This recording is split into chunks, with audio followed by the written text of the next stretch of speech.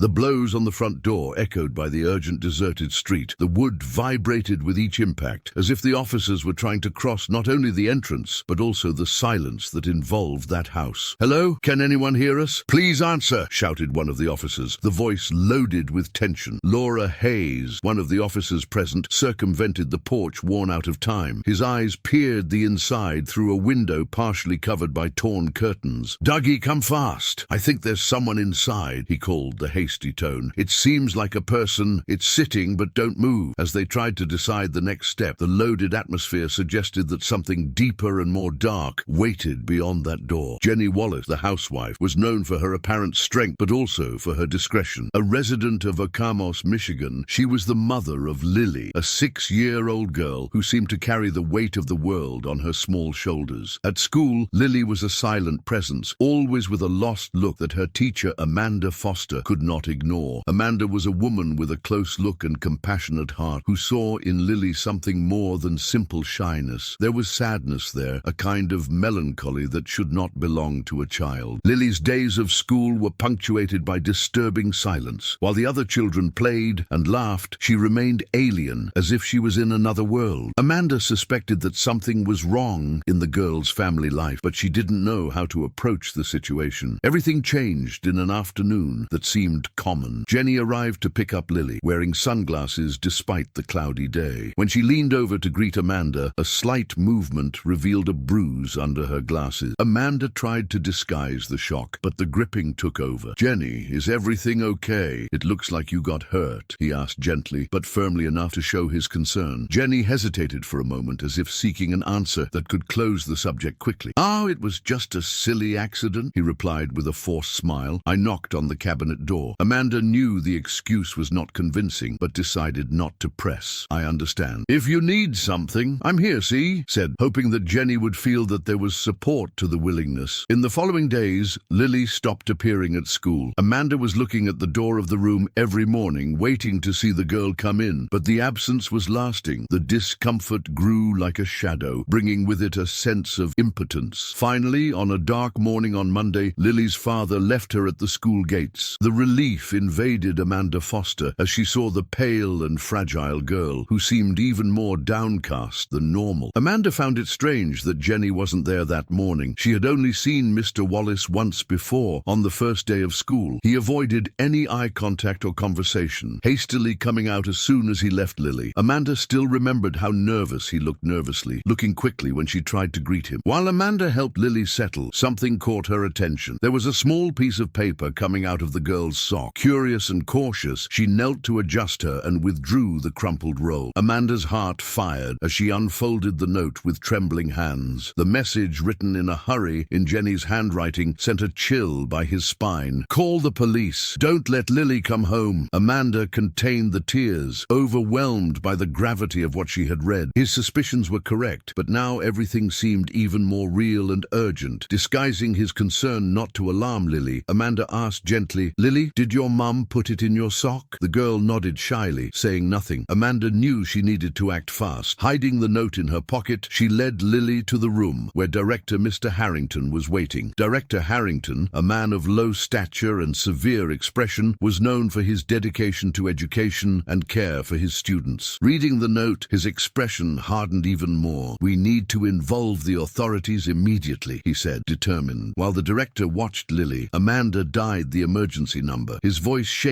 by reporting the situation to the police, describing Jenny's desperate request. Mr. Harrington, in turn, walked from side to side in the room, murmuring, "This is unacceptable. Some people simply should not be parents." Amanda's urgency and Director Harrington's firmness were what Lily needed at that time. They knew that every second told to ensure her and Jenny's safety. Tension in the air was palpable when authorities arrived at school. The concerned look at the police's faces while liating the note seemed to reflect the weight of the situation. Would they be able to arrive on time? Rescue teams ran to Wallace's house, some blocks away. The neighborhood, with its silent streets and aged houses, seemed to hide secrets under the cloak of desolation. When they arrived at Jenny Wallace's residence, the scene was dark. The house was decaying, its cracked walls and the garden abandoned, as if time had decided to leave everything behind. The door was locked, and no answer echoed from the inside. "Jenny, is it there?" he called one of the officers. officers, the serious but urgent voice. They screamed for some time, but there was no answer. The tension grew. Amanda and Director Harrington, now accompanied by police, began to move around the house, looking for another entrance. Maybe the back door, Amanda suggested, trying to keep calm as her eyes swept the house. But as they tried this entrance, she was locked too. "Is there any open window?" asked one of the police, already with his face marked by concern. The heavy silence that followed seemed to amplify the heartbeat of all there. That's when finally a weak noise reverberated from the inside of the house, as if something heavy had fallen to the floor. Everyone turned toward the sound. "What was that?" said the main officer, rapidly heading towards the front door. Amanda and Director Harrington were right behind, with the hearts accelerated. "I heard too," Amanda said, trying to look through the window, but the darkness inside the house prevented her from seeing clearly. They knew they couldn't waste more time. With a strong blow, the door was knocked down. The scene that turned out to them was something that would never be forgotten. Jenny was lying on the floor, agitated, her body marked by bruises and injuries. The surrounding environment was devastated, as if a violent fight had occurred there. The policeman ran to her, the flashlight illuminating his face. "She is still breathing. We need to get her out of here now," said the policeman, his firm but urgent voice. "Jenny, can you hear me?" he called, trying to bring some sign of conscience to the wounded woman. Amanda's voice sounded soft, trying to give Jenny some hope. "Lily is fine. She's safe, Jenny. You'll be fine." Police immediately called an ambulance, and the paramedics arrived quickly to provide first aid. As the paramedics took care of Jenny's injuries, police began to take the necessary measures to find the aggressor and take him to court. However, inside the school, Lily remained in the room, unconscious of what was happening out there. Amanda, with a heavy heart, took the girl to Director Harrington, who welcomed her carefully. The director, trying to be as kind as possible, explained to the girl that her mother was injured, but that help was on her way. Lily looked at him with wide eyes, a mixture of confusion and concern reflected in her gaze. Her innocence was being broken in a painful way, a reality she was not prepared to face. Amanda watched with a knot in her stomach while the director tried to calm Lily. The little girl was shaking, her eyes shining with unrowered tears, and Amanda felt an overwhelming weight on her shoulders. How could such a young child understand the severity of the situation in which he was inserted? The truth was beginning to reveal herself to Lily, and she would have to face a much darker world than any child should, and the worst was yet to come. Lily might not completely understand what was going on, but she knew enough to realize that her life would never be the same. The father's aggressiveness, the scars his mother carried, and the stealthy eyes of all around began to tell a story that the girl would have to learn to understand. It would take years for Lily to be fully recovering from the pain she carried. Throughout the conversation with the director, she remained silent. His big, bright eyes watched him closely as his trembling lips remained closed, as if every word he said were too much for his young soul. When the director finished speaking, a dense silence stopped in the air. Lily, with visible pain in her gaze, asked the director's question feared, and that he knew it would be the hardest of all. "Will my mother be okay?" she asked, her words being swallowed by the tears that now began to run from her eyes. The director was pale and did not know how to answer. He knew what would come next, but was not prepared for the intensity of the moment. How could she tell her that her mother was in the hospital, fighting for her life? And how could she explain that her father was stuck, unknowingly when, or if, would he come home? He felt an unbearable weight on his shoulders when he realized that for that child it would be a pain impossible to understand. The director noted Lily, her eyes shining with confusion and fear. For someone so young, the challenges of life seemed insurmountable, like huge mountains that could not be climbed. He knew that nothing to say would make the pain disappear, but still, he tried to give him a little hope. He wanted to believe that over time, things could improve. But is that really possible? While the director struggled to find comforting words, the authorities in the hospital did everything possible to stabilize Jenny. Amanda Foster, Lily's teacher, was next to Jenny, offering not only physical but emotional support, being a constant and firm presence during that turbulent period. She, who barely knew Jenny and her daughter, had become a pillar of hope, silently praying that Jenny would survive so that it wasn't too late. Amanda didn't move away from Jenny, swearing she would be by her side until she was in a safer state. The only time he was absent was to call the principal and ask for news about Lily, who was in school, completely oblivious to what was happening. Amanda also wanted to know how Jenny was, since her condition was still very unstable. The hours passed, but Jenny's state didn't improve. In fact, everything seemed to get even more complicated. When Jenny entered a serious crisis, doctors ran to act, their quick and firm voices, while nurses followed their instructions with the same urgency. Chaos spread through the emergency room, but Amanda was there, firm, watching everything happen with a knot in her throat. Each movement seemed to take longer than normal, as if time had slowed to reflect the severity of the situation. Amanda, a strong and determined woman, never imagined that she would face something so devastating. She had seen many difficult students, but nothing prepared her for the suffering of a mother in danger, trying to resist the pain that almost swallowed her. As Amanda watched the doctors trying to save Jenny's life, her mind turned to the events of that day. The simple act of reading the note, the race to the hospital, everything seemed to be unfolding again in his head like an endless movie. She thought about Lily's pain, unanswered questions, the uncertainty she hanged over their future. The tears began to roll through Amanda's cheeks as she watched Jenny's fight for life. She couldn't believe what was happening, or the situation when that young family was. And yet she was there, doing her best to offer the little comfort she could. He knew Jenny and Lily's pain would not disappear with simple words, but her support, her presence, that was all she could offer at that moment. When the police arrived at the hospital, the air was heavy with the urgency of the situation. Jenny was there, unconscious, and the visible pain in her body told the story of deep suffering. The doctors worked quickly to stabilize it, but the questions still hanged in the air. The police needed to know exactly what had happened. Jenny, we know you're going through a very difficult time, and we want to help.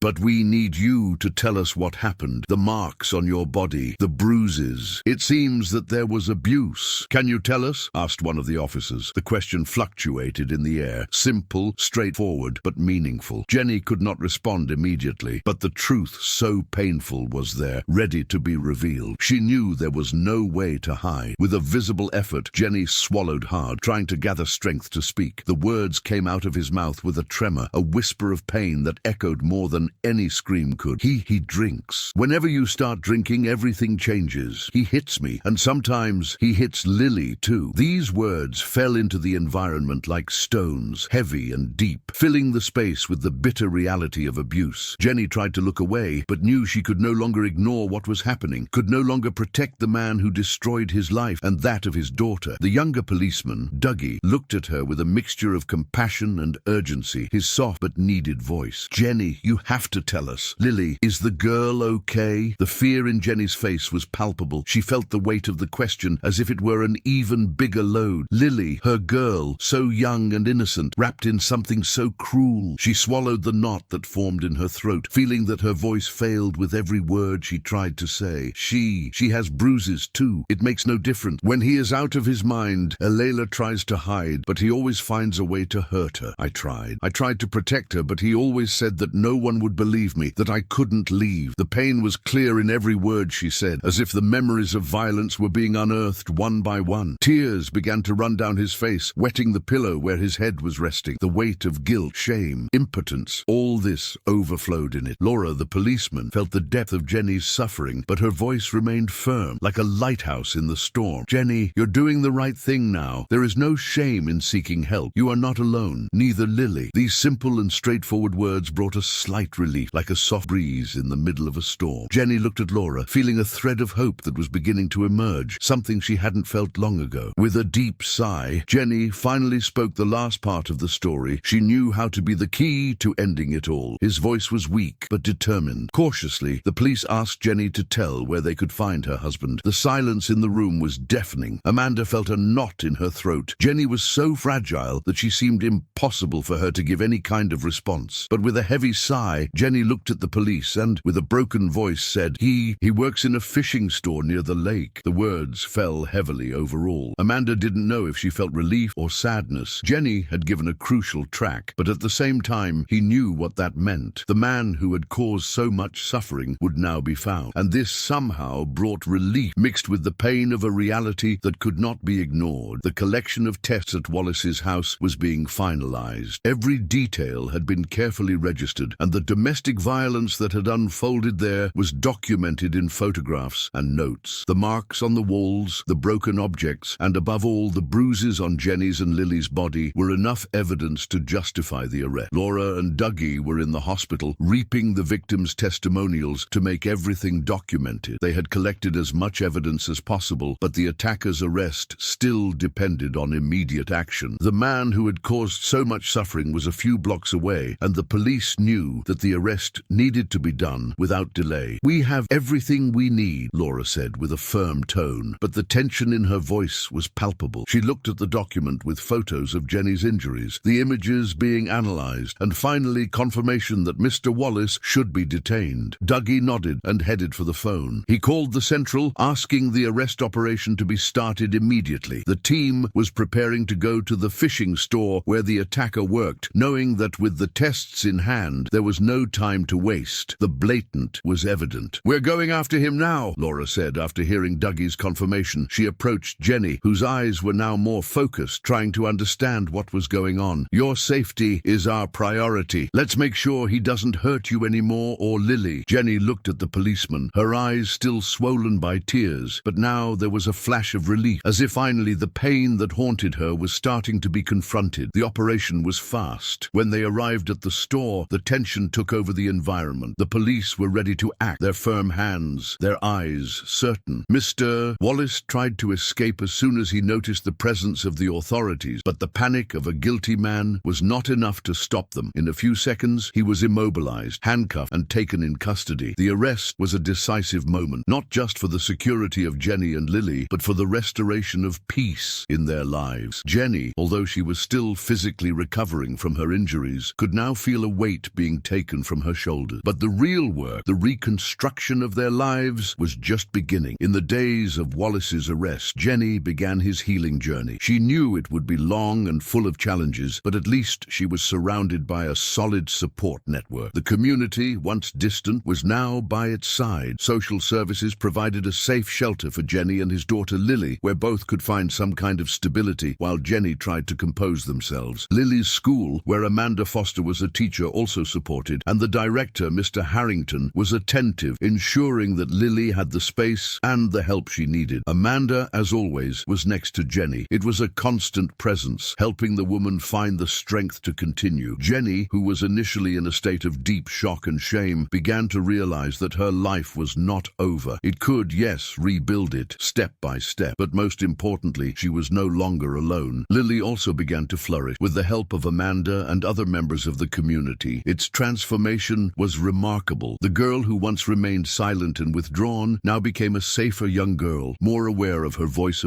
She had learned to express herself, not to silence in the face of injustice, and to become an example of resilience. With the support of therapy and counseling, Lily began to see a future beyond the trauma she had lived. Through Amanda's guidance, she found strength and courage to deal with her own feelings, turning pain into empathy. She now understood the impact of abuse and the importance of getting up against him. Her recovery journey was a reflection of the courage she had inherited from her mother and the surrounding strength. The story of Jenny and Lily was not limited to suffering. It would become a lighthouse of hope for many others who faced similar situations. Awareness campaigns began to be launched in the community, promoting the fight against domestic violence and encouraging people to speak up. The silence that once dominated those houses was now broken, and the courage of a woman and her daughter inspired others to get out of the shadows of abuse. More and more voices, previously drowned out of fear and shame, now joined to challenge the horrors of silence. Jenny, over time, broke free from the chains of the shame they had imprisoned. She found pride in her journey of overcoming and empowering. The pain still existed, but she had learned to live with her, to use it as fuel to fight for a better future for herself and Lily. She knew the way would be long, but no longer lonely. Within the walls of the school where Amanda worked, Lily's transformation was not just an individual change. Amanda's dedication to those young people, her commitment to building a safe and welcoming environment, had a profound impact on everyone's life. That act of courage and compassion reverberated, creating a network of support that not only changed Lily's life, but also brought new hope to her family. The pain and trauma that once dominated their lives began to give way to healing, love, and a future full of possibilities. Jenny, Lily, and Amanda, each in his own way, became symbols of resistance, courage, and hope. What seemed like the end of a story of suffering now became a new beginning. Domestic violence leaves deep and lasting scars, especially in children who grow in abuse environments. Lily, a 6-year-old girl, carried a weight that no one should carry so young, and her mother's pain, Jenny, was equally silent and devastating. However, the story of Jenny and Lily shows that intervention and support can change lives. When Amanda, Lily's teacher, acted and sought help, she was the key to breaking the cycle of violence. It is essential that we are all aware of the signs of abuse and have the courage to denounce. Often victims are isolated, but with the right support, such as Amanda, Jenny, and Lily, can begin to rebuild their lives. Let us not ignore the suffering of those around us. Reporting domestic violence can be the first step towards healing and to give victims the chance of a better future. If you liked this story, don't forget to leave your like and subscribe to the channel. Here you will find exciting stories every day, made to touch the heart, and I'm sure the story that is appearing on the screen now will thrill you too. Don't miss it.